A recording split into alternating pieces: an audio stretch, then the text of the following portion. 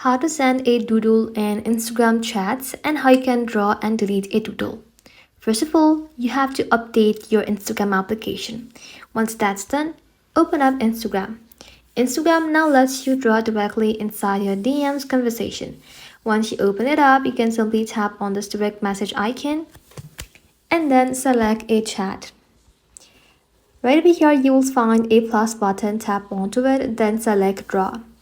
Now you can choose the brush color and the line thickness, and you can use the finger to draw anywhere on the chat. When you're finished, you can simply tap on the send button right over here, and that doodle is now sent to that person. If you had made a mistake, you can simply undo it by tapping on this little icon. If you already sent a doodle and you would like to remove it, you can press and hold on the doodle, then tap on unsend.